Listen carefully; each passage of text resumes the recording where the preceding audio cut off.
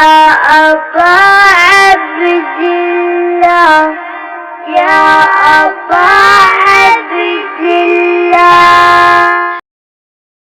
بسم الله الرحمن الرحيم. الحمد لله الذي جعلنا من المتمسكين بولاية أمير المؤمنين. اللهم إياك نعبد وإياك نستعين. الصلاة والسلام بتحية والإكرام على أشرف الأنبياء والمرسلين وأولاده الطيبين الطاهرين المعصومين. ثم الصلاة والسلام على الصديقة المباركة الرازية المرزية عالمة غير معلمة السيدة فاطمة الزهراء ولعن الله تعالى على أعدائهم أجمعين. أما بعد فقد قال الإمام جعفر الصادق عليه السلام بسم الله الرحمن الرحيم. اللهم لعن من جهل حقك ولنتر الصلوات.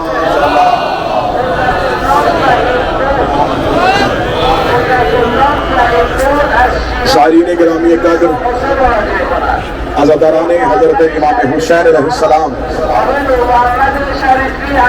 اس وقت ہم موجود ہیں بین الجنتین میں. اگر ہم متوجہ ہوں تو میں جملہ کروں. بسم اللہ. اس وقت ہم موجود ہیں کعبہ قوسین اور سدرۃ المنتہا کے درمیان.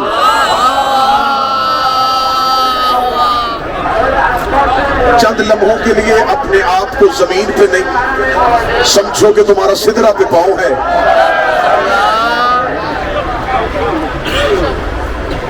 ذرا چند لمحوں کے لیے اپنی روحوں کو اپنے بدنوں کے پنجروں سے نکالنا. میں دو شہنشاہوں کے روبرو نہ فضیلت پڑھ سکتا ہوں بلکہ اپنی معرفت کے لیے کشکول پھیلانے لگا ہوں. جو عطا کریں گے وہ آپ کے سامنے پڑھوں. جو جوف کعبہ پہ نازل ہو اسے علی کہتے ہیں. جو قلب بطول پہ نازل ہو اسے عباس کہتے ہیں. جو بول سکے وہ ہاتھ اٹھائے.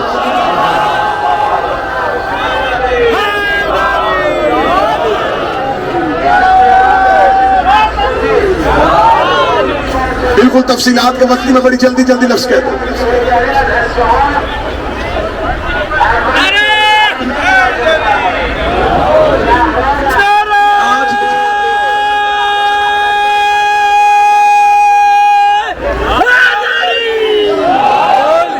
عزت عباس پڑھ سکتا ہوں نہ میں حقیقت عباس پڑھ سکتا ہوں. فضیلت عباس پڑھنے کے لیے لہجے کا حسین ہونا ضروری ہے. لہجہ حسین ہو لفظ قرآن ہو تو پھر کوئی عباس پڑھے. میں نے پہلا جملہ کہہ دیا.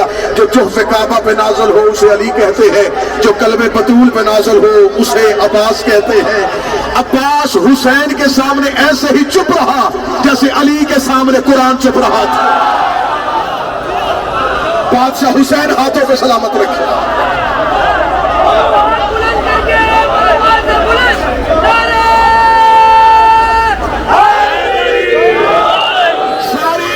عباس حسین کے سامنے ایسے ہی چپ رہے جیسے قرآن علی کے سامنے چپ رہا. میں چند سطریں پڑھوں گا. جو صفین میں علی سے لڑتے تھے وہ کربلا میں عباس سے ڈرتے تھے.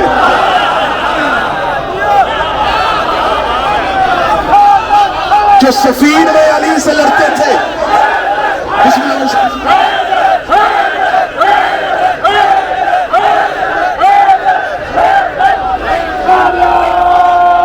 حسین سے جو صفین میں علی سے لڑتے رہے وہ کربلا میں عباس سے ڈرتے رہے. جو شب ہجرت علی کا چہرہ اوڑے اسے محمد کہتے ہیں. جو ساری زندگی عباس کا چہرہ اوڑے اسے علی کہتے ہیں. جس کا لباس نبوت کا لباس ہو اسے علی کہتے ہیں. جو علی کا کرتا پہنے اسے عباس کہتے. اب تمہارے ذہنوں کی زمین زرخیز ہو گئی تو اب میں پڑھنے لگا ہوں زیارت ابوالفضل العباس کا وہ جملہ جو امام جعفر صادق نے کہا تھا. میں نے چند جملے اس لیے پڑھے تھے ذہن زرخیز ہو جائے. اگلی سطر کی وضاحت بھی نہیں کروں گا, شرح بھی نہیں کروں گا, امام جعفر صادق نے زیارت عباس تعلیم کرتے ہوئے کہا میرے اللہ لعنت ہے اس بندے پہ جس نے عباس کے حق سے انکار کیا، اللہ لعنت کرے اس بندے پہ جس نے حق عباس سے، فضیلتوں کے اقرار سے فائدہ نہیں ہوتا، حق کے اقرار سے فائدہ ہوتا۔ ساری زندگی بندہ مصطفیٰ کو صادق و امین مانے، یہ مصطفیٰ کی فضیلت ہے۔ محمد رسول اللہ یہ رسول کا حق ہے۔ علی کو معجز نما مانو، مشکل کشا مانو، فاتح خیبر مانو، فاتح بدر مانو، اگر علی ولی اللہ نہیں مانا تو فضیلت کے ماننے کا کوئی فائدہ نہیں، کیونکہ صادق اور امین مصطفیٰ کا فضیلت ہے، رسالت مصطفیٰ کا حق ہے، مشکل کشا معجز نما یعصوب الدین فاتح درائم یہ علی کی فضیلت ہے، ولایت علی کا حق ہے، صدیقہ طاہرہ کبریٰ یہ زہرا کی فضیلت ہے، صدق زہرا کا حق ہے۔ جو مصطفیٰ کے حق کا انکار کرے وہ بھی کافر ہوتا ہے، جو علی کے حق کا انکار کرے وہ بھی کافر ہوتا ہے، جو زہرا کے حق کا انکار کرے وہ بھی کافر ہوتا ہے، جو عباس کے حق کا انکار کرے وہ بھی کافر ہے۔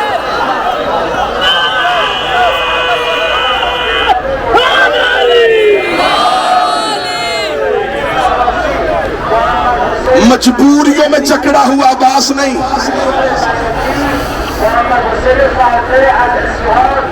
صدر کہنے لگا سرکار یہ شعراء علماء محفل میں قلعہ یعصوب صاحب، شادمان بھائی میرے برادر جتنے تشریف فرمائے ان کے لیے لفظ کہنے لگا حسین کے ابرو کی جنبش جس کے لیے وحی کا درجہ رکھے اسے عباس کہتے ہیں۔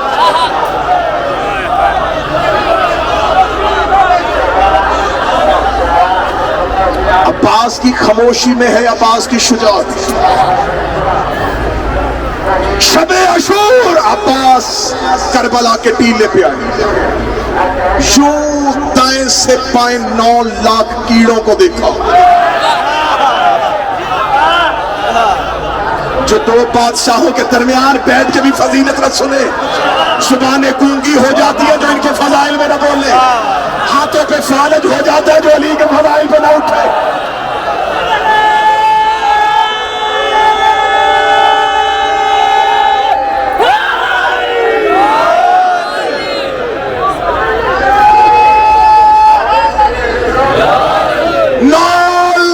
سامنے عباس کربلا کے ٹیلے پہ آئے، یوں دائیں سے بائیں رینگتے ہوئے کیڑوں کو دیکھا۔ سرکار ابوالفضل العباس نے 9 لاکھ کے سامنے کہا اگر حسین کا کرم میرے رستے میں رکاوٹ نہ ہوتا، نہ میں نے صدر روکی ہوئی ہے تمہارے باب شعور کے باہر، اذن دخول ملے تو حاضر ہوگی۔ حضرت ابوالفضل العباس نے 9 لاکھ کے سامنے شب عاشور کہا۔ شب عاشور یہ چاہتے تھے کہ ہم خیام حسینی پہ حملہ کریں، یہ پروگرام بنا رہے تھے حسین کے خیام پہ حملہ کرنے کا۔ عباس اکیلے گھوڑے میں بیٹھ کے نکلے، 9 لاکھ کے سامنے کہا اگر اس کا کرم میرے رستے میں رکاوٹ نہ ہوتا، تمہیں قتل کرنے کے لیے مجھے صرف جنازے کی نیت کی ضرورت ہے۔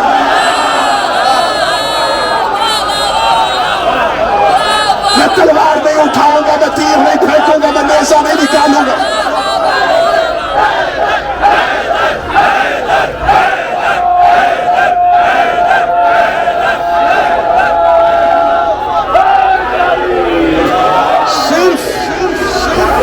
صرف میں لبوں کو جنبش دوں، ملک الموت تمہارے نپاک بدنوں سے روحیں نکال کے میرے قدموں میں ڈھیر کر دے۔ فرمایا اس کے کرم کی وجہ سے میں تمہیں 1 رات کی مہلت اور دیتا ہوں۔ عباس نے کہا میں تمہیں 1 رات کی مہلت دیتا ہوں۔ یہ حضرت ابوالفضل العباس بول رہے 9 لاکھ کے سامنے شب عاشور ہے۔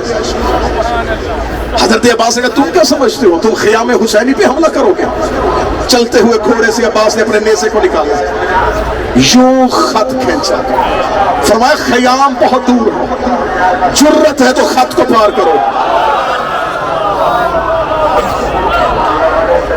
تم کیا سمجھتے ہو کہ وہ جو 1400 سال پہلے 61 ہجری کو حضرت عباس نے کربلا کی ریتی پہ خط کھینچا تھا وہ ختم ہو گیا؟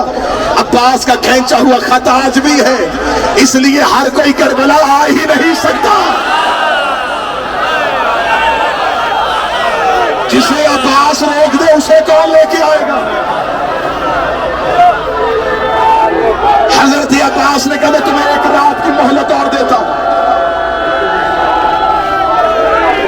میں تمہیں ایک رات کی مہلت اور دیتا ہوں۔ حضرت ابوالفضل عباس کے سامنے جو چھولیاں پھیلا کے آئے ہو، پوری رات سے انتظار کر رہے تھے کہ آج کی رات ہے، چمن بھائی نے بقیہ فاؤنڈیشن نے یہ قدم سجانی ہے، ہم نے غازی سے مانگنا ہے۔ کتنا کرم کیا ہے، تم سے غازی کے دروازے پہ جا رہے تھے، اس نے دونوں کے دروازے پہ بٹھا دیا۔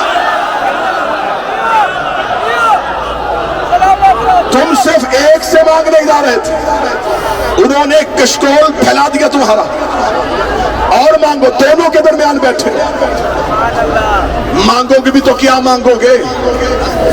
جسے دنیا مانگتی ہے تم اس میں پاؤں رکھ کے حسین کے پاس آئے ہو۔ حضرت ابوالفضل عباس ان کی طرف دیکھ کے کر کے لا الہ الا الامام، اگر میرے مولا کا حکم نہ ہوتا۔ حضرت عباس کے خطبے کا ایک سطر پڑھو، حضرت عباس کہتے ہیں اگر میرے مولا کا حکم نہ ہوتا میں اپنی انگلیوں کو تلوار بنا دیتا۔ جو انگلیوں کی تلوار پہ خاموش ہو گئے، تم نے جھولے میں اجتر چیرتا ہوا نہیں دکھا۔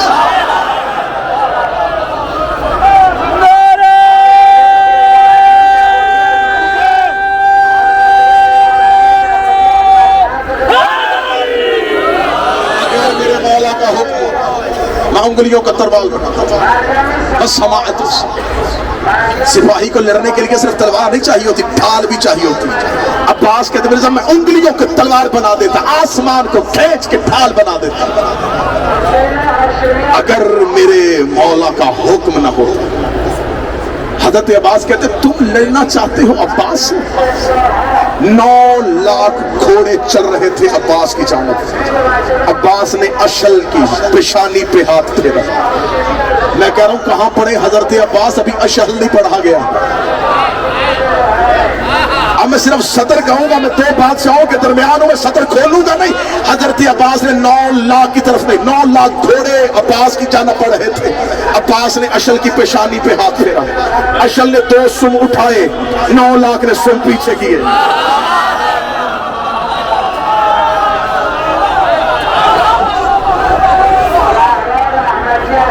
اشل کے اٹھتے ہوئے قدم تھے، 9 لاکھ کے جاتے ہوئے قدم تھے۔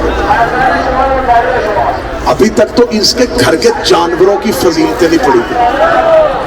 سطر واپس کرو اچھی کر کے، اس گھر کے نظر آنے والے جانوروں کی، ورنہ 9 لاکھ میں انسان نما حیوان تھے اور ایک مرتجز نامی انسان بھی تھا۔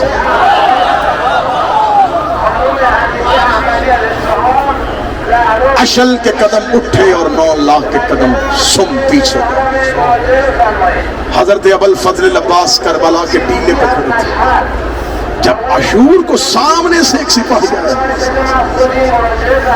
ہزاروں کے ساتھ لڑنے والا اکیلے عباس پہ حملہ کرنے کے لیے اپنے گھوڑے کو دوڑاتا ہوا آ رہا تھا۔ حضرت عباس اپنے گھوڑے کی زین پہ بیٹھے صرف اس کی طرف دیکھ رہے تھے۔ صاحب ذکر عباس کہتا ہے وہ دوڑاتا ہوا گھوڑا عباس کے قریب آیا۔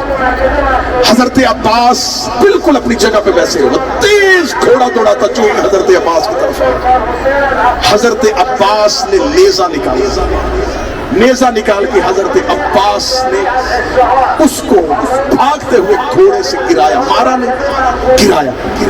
گراتے ہی عباس اشل سے فوراً اس کے گھوڑے کی زین پہ آئی، اشل کو چھوڑ دیا، اس کے گھوڑے کی زین پہ آئی، یوں اس کے گھوڑے کی لجام کو کھینچا، اس کے گھوڑے نے اپنی پیشانی جھکا لی۔ قاتل ٹیلے پہ دیکھ رہے تھے، اس نے کہا سامنے گیا تھا بہت بڑا جری اور پہلوان، عباس نے مارا بھی نہیں، قبضے میں تھا، صرف گرا کے اس سے گھوڑا واپس لے لیا۔ 9 لاکھ ابھی سوچ رہے تھے کہ عباس نے گھوڑا کیوں چھینا۔ حضرت عباس نے یوں 9 لاکھ کی طرف دیکھا، یہ وہی ہے جو مدائن میں تم نے حسن سے چھینا تھا۔ اس گھوڑے کا نام تالیہ ہے اور عباس ان کے غاصبوں کو برداشت نہیں کرتا.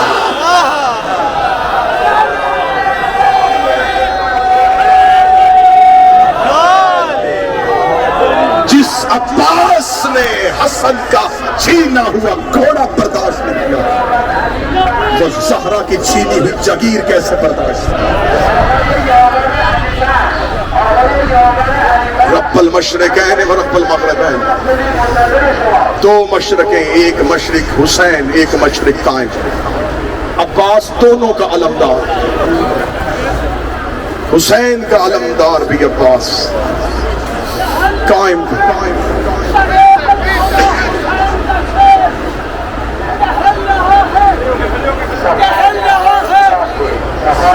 علقمہ حسین کا شعر، بلا کی پیاس میں بھی آن بان باقی ہے.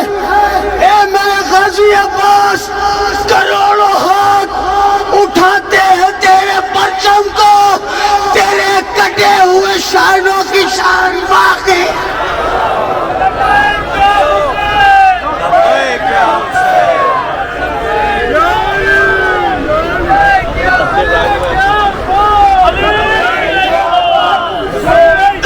سیدہ تمہارا پرسہ قبول کر، میرے بھائی چمن کی بہن محسن شاہ کی بہن، ان تمام ان کی پوری رفقہ کار، یہ علماء کرام، میرے برادر، اللہ مرزا اطہر صاحب کے درجات میں اضافہ فرمائے.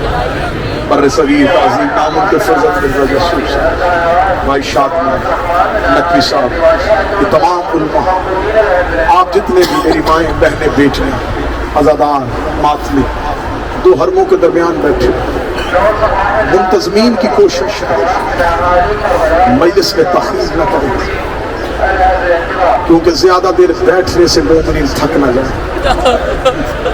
تم دو بادشاہوں کے سائے میں بیٹھے ہو، شام میں غریباں جلے ہوئے خیموں کی رات،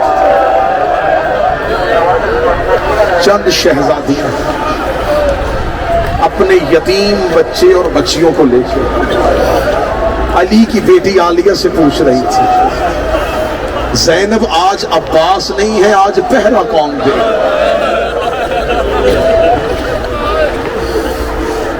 علی کی علی بیٹی چلے ہوئے خیمے کی لکڑی اٹھا، رو کے فرمایا عباس مارا نہیں گیا، زینب کی صورت میں زندہ. رخصتی مجلس، الوداعی مجلس، گھروں کو پلٹتے ہوئے زائرین واپس جا رہے ہو آباد گھروں میں، کسی کی ماں انتظار میں ہے تو کسی کی بیٹی، کسی کی بہن رستہ دیکھ رہی ہے تو کسی کا بیٹا. ان دو بادشاہوں کے جب شہر سے باہر نکلو تو ایک بار مڑ کے کربلا کو دیکھا، رو کے کہنا اے مولا حسین، ہم بیٹے لے کے واپس جا رہے ہیں، ہم بہنیں لے کے واپس جا رہے ہیں. مولا نہ آپ کا اکبر گیا نہ آپ کا قاسم، مولا بیٹے کربلا سو گئے، بہن شام سو گئی، بیٹی شام کے جنگلوں میں سو گئی. میں نے اربعین کی ہر مجلس میں پڑھا، نجف سے لے کے مظہر بھائی، اللہ آپ کے والد کے درجات میں اضافہ فرمائے. جناب سیدہ آپ سے یوں ہی نوکریاں لیتی رہے، نجف سے لے کے کربلا تک جاتے ہوئے آدھی رات کو بھی میری قوم کی بیٹیاں مطمئن ہو کے چلتی رہی، ورنہ اتنے ہجوم میں عورت چلتے ہوئے گھبراتی. علمان کا ہجوم تھا، اتنا مردوں کا رس، میں نے کسی بیٹی کے چہرے پہ پریشانی نہیں دیکھی، میں نے کسی بہن کو روتے ہوئے نہیں دیکھا. باپ چند قدم آگے چلا جاتا تھا، بیٹی سے کہتا تو سانس لے کے آ جانا، میں اس موقع میں تیرا انتظار کر رہا ہوں. باپ کو بیٹی کی پرواہ کوئی نہیں تھی، بھائی کو بہن کا خطرہ کوئی نہیں تھا. سر پہ قرآن رکھ کے بتاؤ ہماری بیٹیاں اس رستے پہ اتنی اطمینان سے کیسے چلتی رہی؟ جس بہن سے پوچھو گے تیرا بھائی ساتھ نہیں تو مطمئن کیوں ہے، رو کہتی بھائی بے شک نہیں، عباس تو ہے نا.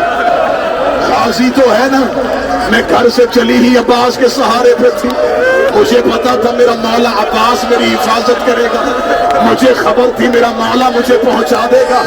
اب دو قبروں کے درمیان بیٹھو ماتم کر لینا، میری بیٹیوں کو عباس پہ اتنا مان ہے، عباس کی اپنی بہنوں کو عباس پہ کتنا مان ہے۔ رو رو کے کہہ رہی تھی سیدزادیوں میں مدینہ چھوڑ آئی ہوں، مجھے یقین ہے جس کے سہارے پہ وطن چھوڑا تھا وہی 10 محرم ٹیلہ کربلا کے پاس حسین سے کہہ رہے تھے مولا مجھے لڑنے کی اجازت،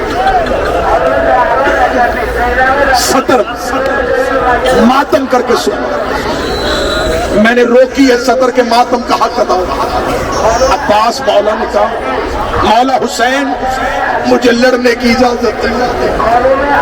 حسین نے کہا عباس لڑنے کی اجازت نہیں ملتی، اگلی سطر ماتم کر کے سن، عباس رو کہتا لڑنے کی اجازت نہیں دینی، پھر مرنے کی اجازت ہے۔ مولا یا لڑنے کی اجازت دے دیجئے یا مرنے کی اجازت دے دیجئے۔ حسین دے کے کہتے عباس آپ میری فوج کے علمدار ہیں، دائیں بائیں دے کہتے وہ فوج کا ہے جس کا میں علمدار ہوں، میری آنکھوں کے سامنے میرے شاگرد گھوڑوں کی زین سے گر گئے، مولا مجھے لڑنے کی اجازت دے۔ حسین دے کے کہتے عباس اگر لڑنے نہ دو کہتے مرنے دے۔ عباس مرنا کیوں چاہتا ہے؟ رو کے کہتے 7 مرتبہ آپ کی بیٹی میرے خیمے میں آئی، ہر بار آگے کہتی ہے چچا عباس میرا اصغر بڑا پیاسا ہے، بہتی ہوئی فرات سے مجھے چند گھونٹ پانی چاہیے، میں کتنی مرتبہ آپ کی بیٹی کو گالی بھیجوں۔ حسین دے کے کہتی اچھا عباس آپ لڑنا چاہتے ہیں؟ ہاں مولا میں لڑنا چاہتا ہوں۔ حسین دے کے کہتے عباس اگر لڑنا چاہتے بے شک تلوار لے جائیے، بے شک انہیں جتنا مارنا ہے مار لیجیے، لیکن عباس ایک بات ذہن میں رکھنا، جتنا تو نے انہیں مارنا ہے اتنا انہوں نے شام میں زینب کو مارنا ہے۔ عباس تیری تلوار کے بدلے میری بیٹیوں سے تجھے نہیں جانے۔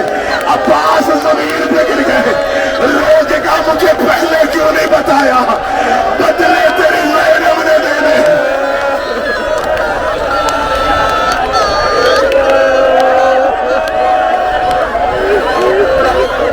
ماتم کرتے ہوئے جملے سنتے جانا، یہی وجہ تھی کہ ہر زخمی زخم کھانے کے بعد یا حسین کے پاس آتا تھا یا مولا حسین کو بلاتا تھا۔ عباس زخمی ہو گئے، نہ خیمے میں آئے نہ حسین کو بلایا، بار بار گھوڑا واپس کرتے، قاتلوں کے ہجوم میں خود ہی چلے جاتے، دیکھنے جتنا مارنا ہے مجھے مارنا، میرے بعد حسین کو کچھ نہ کہنا، فاطمہ کے بیٹے کو نہ مارنا، وہ علی کا لاڈلا بیٹا۔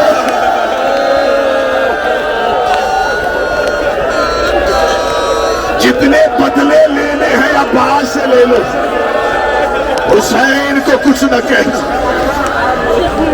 سادات و غیر سادات جب حضرت عباس مقتل کی طرف جا رہے تھے، ہر شہید جب بھی مقتل کو جاتا تھا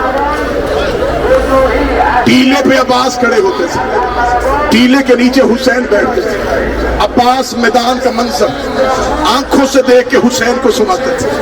مولا قاسم میدان میں پہنچ گئے، مولا فوجوں نے میدان خالی کر دیا، مولا حسن کا بیٹا بڑا بہتر لڑ رہا ہے، مولا اکبر نے بڑا بہتر حملہ کر دیا، مولا اون نے خیام کے سامنے جا کے پہرا توڑ دیا، مولا محمد فراق میں پہنچ گیا ہے۔ عباس ہر ایک کی جنگ کا منظر حسین کو سناتے تھے۔ جب عباس خود جا رہے تھے اب حسین کی بینائی تو چلی گئی تھی، حسین دیکھنے سکینہ میں تجھے ہاتھوں پہ اٹھاتا، مجھے عباس کا جانا سناتے رہے۔ سکینہ دیکھی کہتی بابا میرا چچا میدان میں پہنچ گیا، بابا فوجوں نے میدان خالی کر دیا، بابا میرے چچا کا گھوڑا فرات پہ پہنچ گیا، بابا میرے چچا نے مشکیزہ بھر لیا، بابا میرے چچا نے مشکیزہ کانٹھے پہ لے لیا ہے، بابا چچا کا گھوڑا خیام کی طرف آ رہا ہے۔ حسین کہتے ہیں مرحبا عباس، مرحبا عباس، مرحبا عباس۔ جناب سکینہ نے بابے کا ہاتھ تھاما، روک کے دی بابا فوجوں نے گھیرے میں لے لیا ہے، بابا مجھے چچا نظر نہیں آ رہا، بابا فوجوں کے بھیڑ زیادہ ہو گئی ہے۔ یہ کہنے کے بعد سکینہ روک گئی، بابا دعا کر، مجھے چچا کا علم توڑتا ہوا نظر آ رہا ہے۔ دیکھ گئی بابا چچا کا دایا بالو کر گیا۔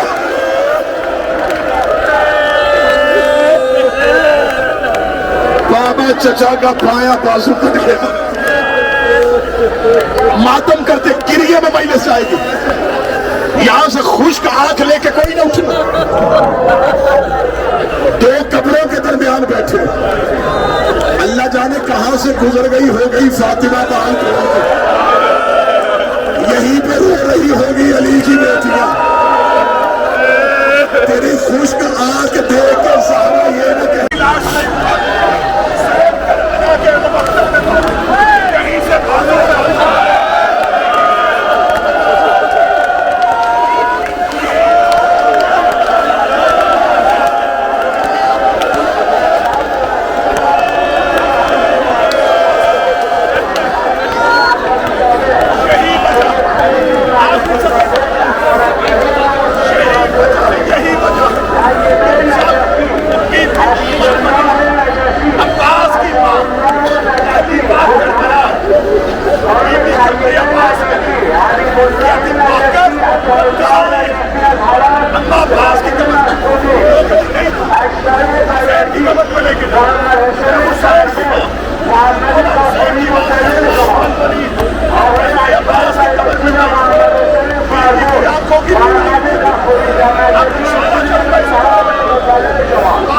ہاتھ